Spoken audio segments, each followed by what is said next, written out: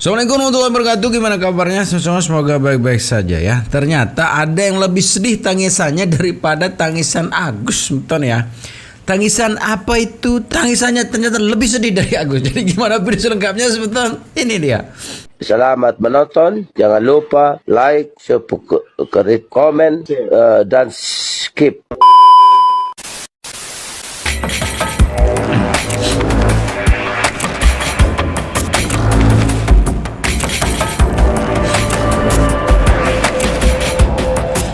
Kalah jauh. Asli kalah semua. Banten kalah. Banteng. Pak, tanggapan di Jateng soal Bapak dianggap bertagi jebol kandang Banteng, gimana Pak tanggapannya Pak? Oh, saya nggak apa-apa. Nah gitu ya. Tangisan semua calon kepala daerah kemarin yang kalah. Yang mohon maaf ya dari partai Banteng begitu. Semua Banteng di sini sekarang tumbang semua ya. Banteng akhirnya tumbang kan, udah selesai Banteng nguasain Indonesia. Di Banten, Jawa Barat, Jawa Timur lo kalah, di kandang sendiri di Jawa Tengah aja lo nyungsep. Sampai Megacan bikin video kayak begini. Jawa Tengah bukan hanya kandang Banteng dan seharusnya tidak akan terkalahkan jika pilkada dilakukan secara fair, jujur dan berkeadilan. Itu namanya maling teriak maling. Banteng emang nyungsep di kandang sendiri. Justru artinya rakyat Jawa Tengah tuh udah pinter-pinter bu. Mereka itu udah sadar Banteng itu korup, partai judul. Mendingan nih ibu bilang, ayo cari Harun Masiku sekarang. Harusnya omongan ibu ini buat diri ibu sendiri, introspeksi. Jadi udah lah ya, terima aja. Pesona Jokowi Prabowo itu emang ngalahin Megacan berkali-kali lipat. Percuma lo bayar buzzer kanan kiri sampai boheri di penjara kena kasus. Masyarakat Indonesia itu udah muak kamu Banteng. Yang lebih kocak nih, real count internal dijadiin patokan kemenangan. Pramono Rano udah deklarasi kemenangan satu putaran, padahal Kompas sama Detik aja nggak sampai 50% suaranya. KPU aja belum ngumumin, lu udah teriak menang. Mending lu bikin negara sendiri aja sono di Twitter. Namanya RBT, Republik Banteng Twitter. Isinya buzzer, orang rungkat, marah-marah sama tukang doxing. Siap RBT. Udah lah, terima aja. Ini emang bakal jadi eranya Gerindra Prabowo. Pelan-pelan bertahap tuh mau diberesin dari hulu ke hilir. Semuanya tuh murni buat kepentingan masyarakat, bukan kepentingan partai. Orang Prabowo ketua umum partainya sendiri, siapa yang mau nyetir dia? Kagak ada. Intinya era dinasti Banteng itu udah selesai. Dan terima kasih buat kalian semua yang udah sadar dan memilih buat tidak memilih Banteng. Nah sekarang gue mendengar pendapat kalian di kolom komentar. Kalau bukan karena Anies Baswedan, Pramono Rano itu udah kalah telak di Jakarta. Mau menang ya? Masuknya Anies Baswedan di minggu-minggu terakhir Artinya kalah, belum ya? itu memberikan dampak signifikan terhadap pemilih Pramono dan Rano Karno. Kalau kita lihat dari 2017, Anies Baswedan mendapatkan 58% suara di Pilgub Jakarta dengan angka golput sekitar 22%. Pada pemilu sekarang, angka golput meningkat hampir 50%, artinya ada peningkatan sekitar 28%. Lalu kemanakah suara Anies Baswedan sekarang berlabuh? Bisa jadi berlabuh ke 3 dan 4 pos. Pos pertama adalah pendukung ke Ridwan Kamil, pos yang kedua ke Dharma Pongrekun, pos ketiganya itu adalah ke Pramono Rano, lalu kemudian pos terakhir adalah golput. Sebut aja yang golput itu adalah pendukung Anies Baswedan sebelumnya. Jadi kalau misalkan masuk ke angka golput 28%, artinya tersisa 30%, tersebar ke 3 pos lainnya, pos Ridwan Kamil, Dharma Pongrekun, dan juga Pramono. Dan gue yakin si pendukung Dharma Pongrekun pasti pendukungnya Anies sebelumnya, karena nggak mungkin, biasanya sih itu disebut ya golput enggak gitu, daripada pilih yang 2, lebih baik pilih Dharma Pongrekun. Jadi kalau misalnya kita sama ratakan, jadi ada 10% yang mendukung Ridwan Kamil, ada yang 10% ke Dharma Pongrekun, dan ada 10% yang ke Pramono Rano. Jadi kalau misalkan Pramono sekarang mendapatkan 49%, artinya sebetulnya aslinya hanya mendapatkan 39%. Karena ternyata ada 10% pendukung Anies Baswedan yang masuk ke Pramono Rano. Jadi kalau bukan karena Anies Baswedan, Pramono Rano itu sudah kalah telak. Di dalam politik tentu yang namanya hutang budi itu berat sekali, termasuk PDI sekarang kepada Anies Baswedan. Tapi kita nggak yakin apakah PDIP akan membalas budi Anies Baswedan, ataukah malah akan yang terjadi seperti 10 tahun terakhir kepada Anies Baswedan yang selalu menjelekkan, mencegal, bahkan kebijakan-kebijakannya selalu ditahan. Gimana menurut kalian? Seharusnya tidak akan terkalahkan jika pilkada dilakukan secara fair, jujur dan berkeadilan. Perasaan ini nenek-nenek rohnya betah banget nih. Tahu deh tahun depan seharusnya tidak akan terkalahkan. Emang paling cocok sama Imam Mandi palsu no, pengendali angin no. Sama aja no sama anak-anak Abah Burkun, giliran kalah lu kata curang gitu ya. Tapi ketika kalian menang, kalian tiba-tiba percaya quick count gitu. Terus pilkada Jakarta katanya lu menang, kok nggak berisik loh. Nih gue kasih tahu nih, kenapa di Jawa Tengah, Banteng disatik mereka udah enek. Orang-orang Jawa Tengah udah bener, mereka nggak mau lagi dipimpin oleh petugas partai. Tapi orang-orang di sini nih di Jakarta, ya kan, majority penjahat, Anak-anak abah, bukankah kalian yang menuduh PDI adalah PKI? Tapi ya hanya gara-gara satu kolam sama abah. Iya. Kalian kayak, cuy, enak nih. Terus anak-anak, dak tuh dejal lo hati gue cair. Mending lu tanya noh abah lu noh, cair berapa di? Oh cair, bayar utang lah. Ya memang kemarin santer terdengar juga ya. Mohon maaf ya dari anak abah juga yang mengatakan bahwa itu si Banteng itu ya banyak kader-kader itu begitu ya. Tapi kalau sekarang abah sendiri mendukung dari partai Banteng, berarti seperti yang dibilang tadi yang mendan udah sendiri gitu ya. PDIP sering disebut sebagai partai rakyat, partai Wong Cilik, partai yang mewakili suara mereka yang terpinggirkan. Tapi jika kita lihat lebih dekat, apakah klaim ini masih relevan? Apakah PDIP benar-benar mewakili rakyat, atau justru menjadi bagian dari oligarki politik yang selama ini hanya memperjuangkan kepentingan elit? Sejarah menunjukkan, PDIP memiliki akar yang kuat di Jawa Tengah. Dari era Megawati hingga Ganjar Pranowo, partai ini selalu berhasil mempertahankan dominasinya. Namun kemenangan PDIP seringkali lebih didasarkan pada loyalitas tradisional daripada evaluasi rasional terhadap kinerja partai. Ini menjadi masalah serius ketika rakyat memilih bukan karena visi atau program, melainkan karena ikatan emosional, maka demokrasi yang sehat tidak akan tercipta. Ironi terbesar PDIP di Jawa Tengah terjadi pada Pilpres 2024. Ganjar yang 2 periode menjadi gubernur kalah telak di basis kekuatannya sendiri. Apakah ini tanda bahwa rakyat Jawa Tengah mulai lelah dengan PDIP? Ataukah ini justru cerminan kegagalan PDIP dalam memahami aspirasi rakyat? PDIP juga sering dikritik karena terlalu mengandalkan figur ketua umum, Megawati Soekarno Putri. Dalam banyak kesempatan, keputusan-keputusan strategis partai tampak lebih didasarkan pada kehendak Megawati daripada hasil musyawarah internal.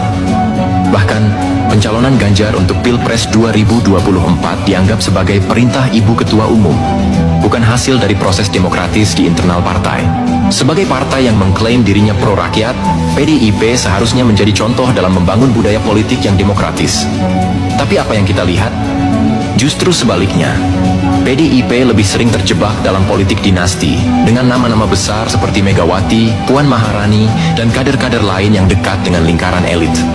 Di sisi lain, PDIP juga tidak kebal dari tuduhan korupsi.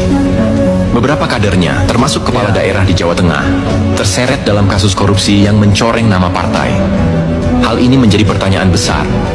Apakah PDIP masih layak disebut partai rakyat?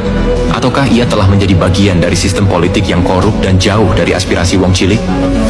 Perang politik antara Jokowi dan PDIP di Pilkada Jawa Tengah 2024 adalah sebuah ironi besar. Di satu sisi, keduanya mengklaim berjuang untuk rakyat. Jokowi dengan gaya kepemimpinannya yang populis, dan PDIP dengan klaimnya sebagai partai Wong Cilik.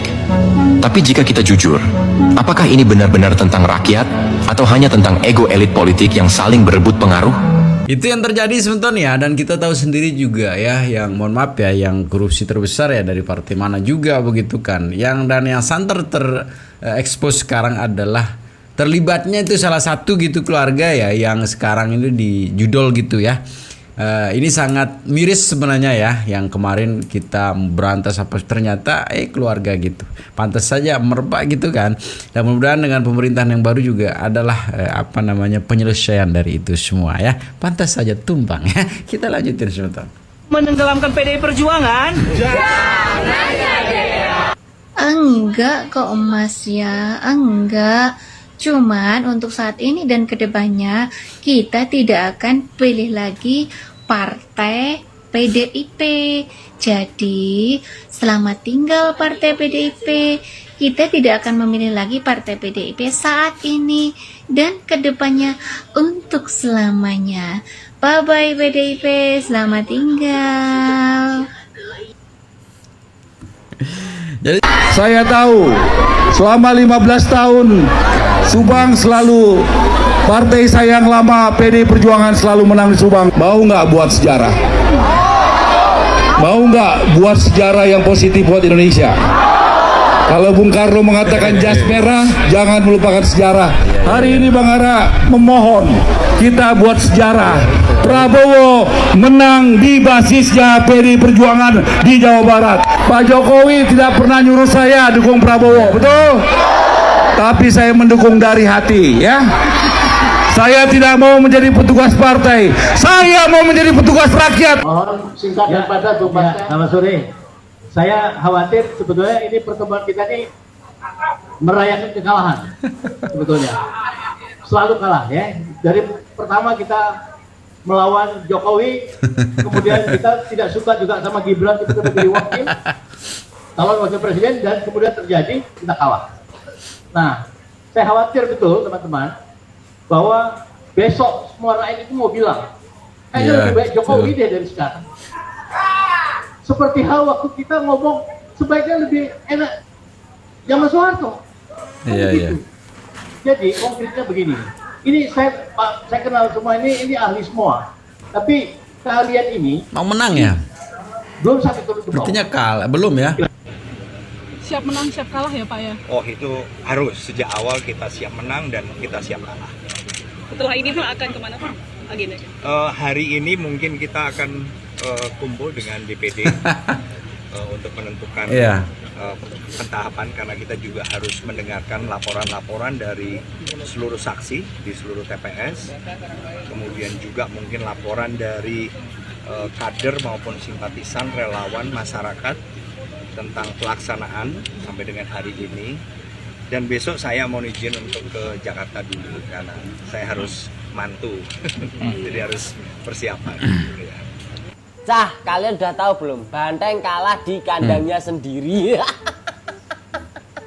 Di Jawa Tengah yang katanya kandang banteng, menurut beberapa lembaga survei, Pak Andika 40, dan Pak Lutfi 58, Bukan cuma di Jawa Tengah, di Jawa Timur provinsi saya pun, Bu Kofifa Emil unggul 58, dari Bu Risma. Ini berarti Prabowo plus Jokowi sama dengan menang. Tapi Ibu Megatron ngomong gini. Saya mengenal Jawa Tengah dengan baik. Saya terpilih sebagai anggota DPR RI 3 kali. Jawa Tengah bukan hanya kandang banteng, namun menjadi tempat persemaian gagasan nasionalisme dan patriotisme. Saya melihat energi pergerakan rakyat, simpatisan, dan kader yang militan, dan seharusnya tidak akan terkalahkan jika pilkada dilakukan secara fair. Udahlah Ibu, emang udah waktunya roda itu berputar Bu. Nggak mungkin roda itu berada di atas terus, pasti juga di tengah dan juga di bawah. Jadi ya syukuri apa yang ada aja Bu. Ingat umur. Gimana teman-teman, di daerah kalian menang Garuda atau kandang banteng? Coba tulis di kolom komentar. Salam jegigis.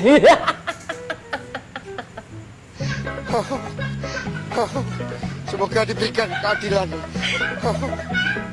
atas praktek-praktek kekuasaan yang tidak benar. Kami semua menangis. Para kiai menangis. Ibu Megawati menangis. Kami tidak menyangka.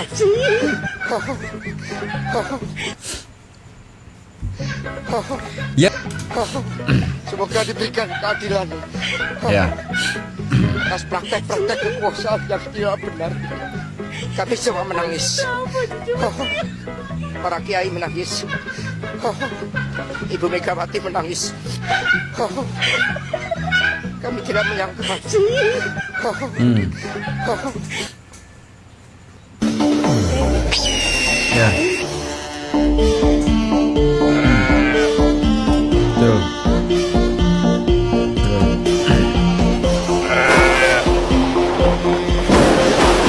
Segitu video sebentar ya, semoga videonya bisa memberikan. Ini sedikit kita berbeda sedikit ya dari postingan saya sebelumnya ya, karena lama-lama nggak bosan juga si Agus gitu, tidak selesai ya. Coba kita seling pakai yang berbau-bau politik begitu. Jadi segitu video sebentar ya, semoga videonya bisa memberikan informasi terbaru. Tetap jaga persatuan kita. Assalamualaikum warahmatullahi wabarakatuh.